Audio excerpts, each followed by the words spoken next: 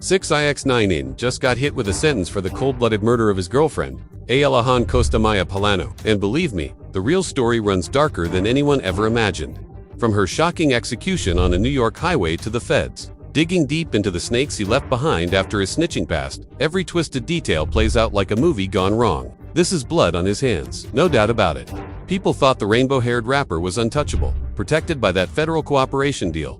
But the streets, they never forget and they never forgive. Now the system has finally caught up with Daniel Hernandez, and his trail of betrayal has turned deadly. Ella Palano's body was found inside her Mercedes truck on August 17, 2025, shot up in broad daylight, bullets tearing through her chest like something straight out of a mob flick. She was only 33. Ariela La Langosta, a social media star and mother with romantic ties to rapper Tekashi 6ix9ine, murdered. The 33-year-old, who had nearly 700,000 followers, was found shot dead inside her vehicle along a busy road just north of the Bronx early Sunday morning.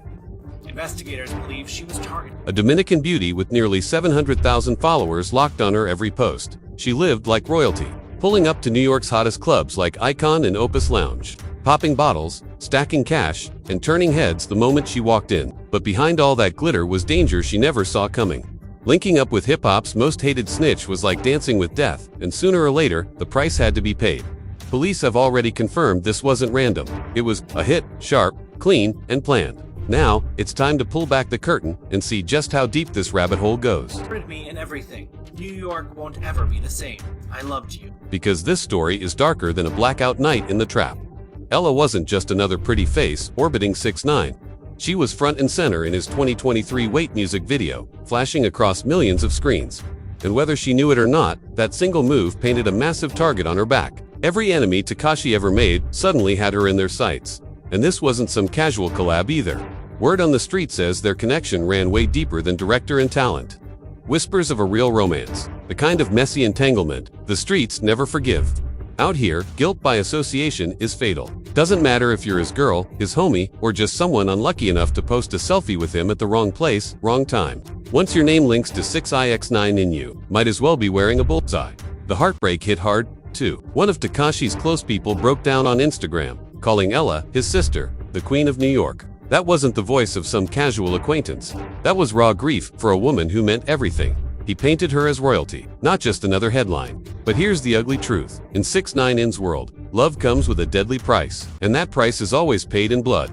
This wasn't Ella's first brush with danger, either. Back in 2018, she was reportedly snatched up by 9 Trey gangster bloods who mistook her for one of Tekashi's girlfriends. She came terrifyingly close to death once before, all because she merely looked like she might have been connected to the rat. And instead of running far away after that nightmare, Ella got pulled even deeper into Tekashi's twisted orbit. The streets never forget. And when Tekashi sat in that courtroom in 2019, testifying against the 9 Trey gangster bloods, he didn't just betray the set, he signed a death warrant for anyone willing to stand beside him. That's the brutal reality. In the hood, there's no separating the snitch from the people who ride with him. Another New York native, Cardi B, mourned Ariela with this photo, adding, "Rest in peace, Dominican." In the streets, guilt by association is punishable by death. And this time, the warning turned into reality. Westchester County Police made it clear. Ella's murder wasn't random. It was a calculated hit. She was found slumped over the wheel of her luxury Mercedes, the same car she'd been flaunting on Instagram just months earlier. Smiling, flexing, letting the world know she was living good. The irony is chilling. What she thought was a symbol of success became a beacon for killers who had been lurking, watching, and waiting for the perfect moment to strike. And while the cops keep their lips sealed, social media has already connected the dots. Post after post ties her death straight back to Tekashi's snitching past. Fans and haters alike are dropping receipts. 6ix9ine's girl was shot dead, targeted for his betrayal. The internet is screaming what authorities won't say out loud. This was payback, plain and simple. But here's where it gets darker. Word on the street says Ella might not have even been the real target. Rumors swirl that her boyfriend, Cartier, had his own skeletons whispers that he was snitching to. If that's true, Ella's death wasn't just revenge. It was collateral damage in a twisted war of informants, where rats clash and innocent lives get erased in the crossfire. The heartbreak didn't stop with headlines. Her workplace, Icon New York, shut its doors in mourning and posted a tribute that hit harder than any news report. "We lost our shining star. We still can't believe it. You were our smile, our happiness. We love you, and we will miss you forever." That wasn't some cold corporate statement, it was raw grief from people who knew her, loved her, and felt her light. Even celebrities felt the weight. Cardi B herself went online to post, "Rip Dominican, pretty," a shout-out that showed Ella's story cut deeper than street politics. When A-list stars pause their world to honor you, it proves the tragedy grew bigger. Then Beef It became a cautionary tale about what happens when you dance too close to snakes, and the way the authorities are handling this case. That speaks volumes. Local cops aren't alone anymore. State police and even federal agents have stepped in, and when the feds get involved, it's never by accident. They move when they know the crime ties into something far bigger, far deadlier than what the public sees. And that's exactly what makes this case so chilling. Ariella's last social media post showed her smiling, talking about how happy and blessed she felt. But while she was counting blessings, killers were loading clips. The contrast is brutal, a woman celebrating life, completely unaware that her ties to hip-hop's most infamous rat had already sealed her fate. Her death shook the Dominican community to its core. Ella wasn't just another pretty face in the nightlife scene. She was a rising star, a hustler who leveled up from bartender to social media celebrity, with hundreds of thousands watching her every move. She was building her empire, her brand, her moment, and she deserved to live to see it shine. But 6ix9ine's poison doesn't just destroy his life, it infects everyone around him. This goes deeper than Ella's murder. It's a curse that follows Daniel Hernandez everywhere he goes. From Brooklyn blocks to Manhattan clubs, Tekashi's, snitching, left behind wreckage, broken lives, dead friends, ruined families. And now, Ella Longosta, Maya Polano, has become the latest casualty in a war that began the day he traded loyalty for freedom. But here's the haunting part: Ella wasn't the first woman destroyed by his chaos. Before her came Sarah Molina, the mother of his child. She knew Tekashi before the rainbow hair and the tattoos, back when he was still just Daniel from Brooklyn. If you want proof of how this man leaves women broken, Sarah's story is the blueprint, the first chapter in his reign of destruction. Sarah met him around 2011 or 2012 when she was just a teenager. Only 15 or 16, and he was 18. But don't get it twisted. This wasn't some sweet young romance. This was the start of a 7-year nightmare cycle of abuse and betrayal that left Sarah scarred for life and a child stuck in the middle. She was there from the beginning, watching Daniel Hernandez transform into Tekashi 6ix9ine. She even helped him dye his hair, those infamous rainbow colors, at a Williamsburg salon back in 2013. Imagine that she literally stood by while the character the world would later despise was being born. But what she didn't know was that in that moment, she was helping create her own tormentor, her personal devil, a man who would terrorize her for years. The violence started early and it never stopped. Sarah has gone public with countless stories of physical abuse, beatings fueled by Tekashi's paranoia, jealousy, and fragile ego. But this wasn't just domestic violence. This was systematic torture. He worked to crush her spirit, trapping her like a prisoner in her own home, cutting her down until escape felt impossible. The most terrifying moment came on a trip to Dubai, an episode so brutal it sounds like something out of a horror film. According to Sarah's own chilling account, Tekashi accused her of cheating with his manager. Then he bragged about sleeping with over 70 women before unleashing pure hell, beating her for nearly 2 hours straight. Her words still haunt. "He punches me out of nowhere. I was leaking blood. There was blood on the hotel pillowcases. He got scared. My face was so swollen. It was so bad I could barely open my eyes." Sarah exposed the truth in a 2019 interview. And what she revealed stripped away any illusion about the rainbow-haired rapper. Behind the trolling and theatrics stood a monster, and she lived to tell the world just how terrifying he really was. But the nightmare didn't end there.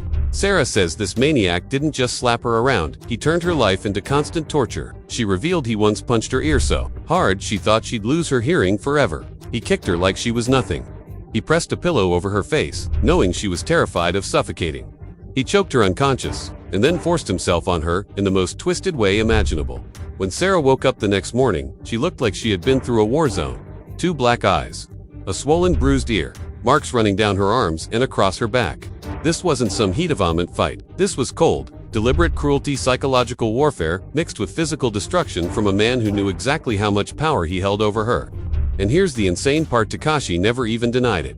He admitted to the abuse. Not once, multiple times. In court documents from his 2019 cooperation deal, the same deal where he snitched and sold out everyone around him, it's right there in black and white. Then, in a 2020 interview with the New York Times, he doubled down. "We did have physical fights. It's the worst thing ever. But I'm not going to sit there and lie to you. I did it. I admit to it, and I apologize."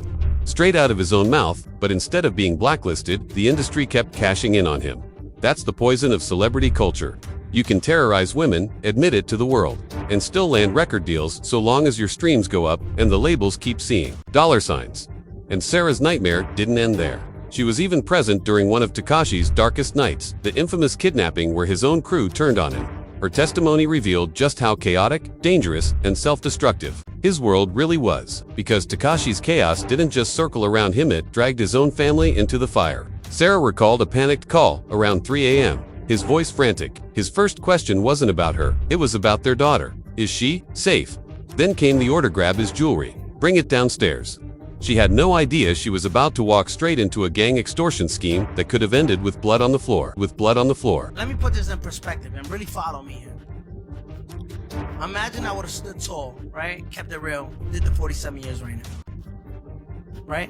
Well, you wouldn't be on the podcast, that's for sure. And that's what Picture it. Sarah, still wrapped in nothing but a towel, clutching thousands of dollars worth of jewelry while masked men closed in. Their shadows stretched across the living room walls like executioners, demanding she hand everything over. Upstairs, her baby girl lay fast asleep, completely unaware of the nightmare unfolding beneath her own roof. And here's the cold truth: these weren't outsiders. The kidnappers were Tekashi's own people, members of the 9 Trey Gangsta Bloods, led by Anthony Harv Ellison, the same man who pistol-whipped Tekashi and snatched nearly $365,000 in jewelry right out of his hands.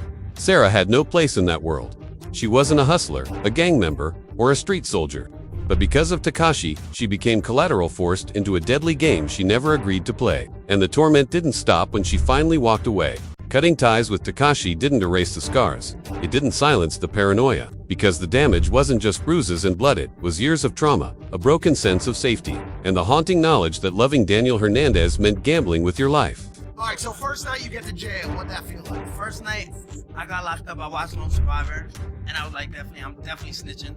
The psychological warfare didn't end when Sarah finally broke free. If anything, it kept haunting her. She called Tekashi out for being a deadbeat dad, exposing how, after his big prison release, he only spent 2 days with their daughter, Saria. 2 days, that was the best he could give his own blood. Meanwhile, he was showering his new girlfriend, Jade, with diamonds, stacks of cash, and endless social media clout. The hypocrisy was brutal. His child left without basic support while he played the role of a flashy superstar online. By 2021, Sarah had had enough. She filed for child support, putting his failures on the record for the world to see. Tekashi wasn't interested in being a father. He was too busy feeding the rainbow-haired persona, chasing streams, and flashing wealth that never seemed to reach the people who needed him most. How many fights you had? How many times you had to stand up in this when the odds was against What you you? mean, when the whole racketeering I'm case was really going on? the racketeer, all the racketeer. None, because I wasn't in the blood.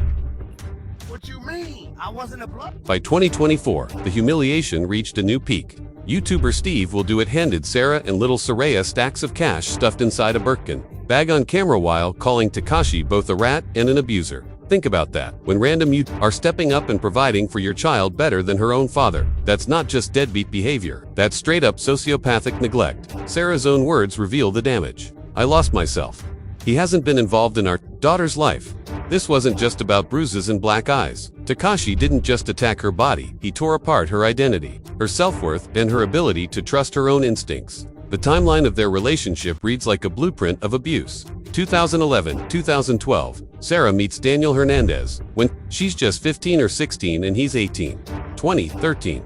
She helps create Tekashi, literally dyeing his hair rainbow at a Williamsburg salon. 2015, their daughter Saraya is born in October. By then, the violence was already escalating with constant abuse. Dubai trip, the infamous beating that left her with 2 black eyes and fearing for her life. 2018, November, the relationship finally ends just as Tekashi's arrest blows his world apart. Present day, custody battles and child support wars drag on like wounds that never close. And here's the cruelest part, Sarah really loved him. She stood by him when he was broke, believed in his music, supported his grind, and clung to the idea that behind the rainbow hair and the troll persona was still Danny from Brooklyn, the boy she once knew. She didn't just date him, she gave him her heart, her years, her loyalty.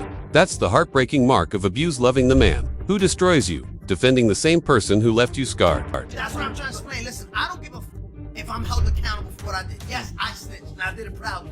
The breakdown of Sarah's story makes one thing crystal clear: 6ix9ine has no shame and zero accountability. Even as late as 2023, when he got jumped at an LA fitness gym, Sarah called it an embarrassment for their daughter. That's the point. His reckless circus doesn't just stain his name, it scars the child they share. But Sarah's ordeal isn't just survival, it's the blueprint for every woman who crosses Daniel Hernandez's path.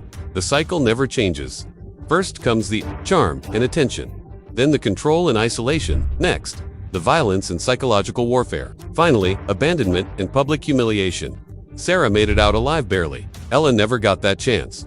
The violence in Takashi's world swallowed her whole, leaving her name carved into a bullet. And here's the part that should chill everyone. Sarah's nightmare happened before Takashi ever became a federal informant. If he was already brutalizing the woman closest to him when he was just a broke SoundCloud rapper, imagine the monster he grew into once he had money, fame, and even federal protection shielding him from consequences. Sarah faced the devil in training. Ella met him at full power, and it killed her. The trail of broken women, shattered families, and blood on the pavement proves one ugly truth. Every empire built on lies eventually collapses. Takashi's so-called kingdom began crumbling the moment federal agents kicked in his door on November 18, 2018. Ariella's death isn't an isolated tragedy, it's part of the bigger story of how 6ix9ine became hip-hop's most hated man, turning everyone close to him into collateral damage. The bodies started stacking long before her, and the chaos hasn't stopped. His federal racketeering case wasn't random. It was built on his own words, his own confessions of violence and crime. Takashi wasn't some kid who fell in with the wrong crew. He was active armed robberies, attempted murders, drug trafficking. He pumped hundreds of thousands from his rap checks straight into 9 Tray, using fame money to bankroll a gang. But when the heat came down, he folded instantly. Staring at a possible 47 years, he flipped faster than a pancake on a Sunday morning. His excuse? He couldn't stand missing out on the spotlight. That's not survival, that's selfishness. At its peak, trading lives for podcasts and publicity. His cooperation wasn't about fear, it was betrayal, pure and simple. And the wreckage proves it.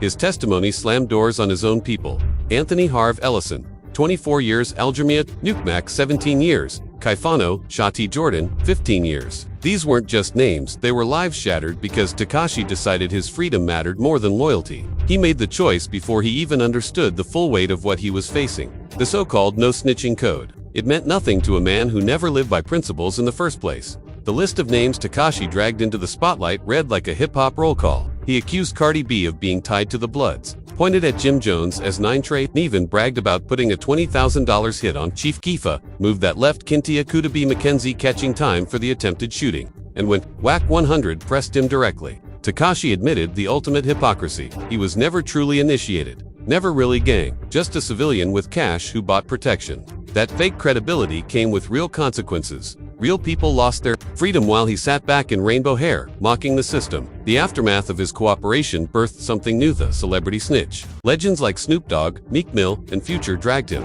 blasting him publicly and making it clear he had no place in hip-hop anymore. But Takashi didn't retreat. In shame, he doubled down. He mocked the culture that rejected him. He dropped songs that bragged about his snitching. He taunted the very men he helped lock away. That level of shamelessness flipped hip-hop on its head. Takashi wasn't just a snitch, he was a snitch who refused to disappear. And by staying loud, staying flashy, and staying reckless, he kept putting a target not just on himself, but on everyone around him.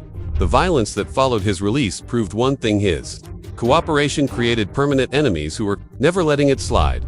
March 2023 showed it crystal clear when he got jumped inside a Florida gym sauna by Latin Kings members. He was left bloodied, so bad that he turned around and sued LA Fitness for $1 million, blaming them for negligence. Even 50 Cent tried to pull him aside and warn him, but Takashi never listened. His ego and addiction to attention always outweighed common sense, drowning out any survival instinct he had left. The recklessness spiraled fast. His unauthorized travels racked up probation violations, including a 2024 arrest for failing drug tests and sneaking off to Las Vegas without permission. And the enemies, they weren't just local anymore, they had global reach. In October 2023, Takashi was arrested in the Dominican Republic on assault charges. By January 2024, he was back in headlines again, this time for domestic violence against his girlfriend. Yelin Lama's viral. The same cycle of abuse that wrecked Sarah Molina was repeating with every new woman he touched. By 2025, the walls were closing in financially. 2. The IRS came knocking, seizing jewelry, plaques, and other assets to cover tax debts. The man who once made a career out of flexing stacks of cash and rainbow-drenched chains was suddenly exposed as broke and unstable, burning through more on lawyers and security than he was making for music. Even his records told the story of his downfall in real time. Back in 2020, his comeback album Tattletales debuted at number 4, but even then, it drowned in backlash. By 2023, the mask had slipped.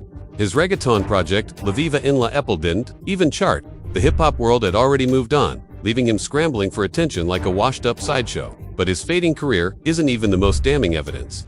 The real proof of his toxic influence is the violence that trails him everywhere he goes. Everyone who gets close to Tekashi ends up collateral damage in his endless war against the streets. That's why people linking Ariella's death to his snitching isn't some wild conspiracy, it's the only conclusion that makes sense. The pattern started the moment he cut his deal with the feds, and it hasn't stopped since. The investigation into Ariella's murder is still open. No arrest yet, but the message is clear. Being connected to 6ix9ine is a death sentence waiting to be carried out, and the fact that federal agencies are circling around the case shows they know this isn't just a local killing, it's fallout from Tekashi's cooperation, with implications stretching far beyond New York.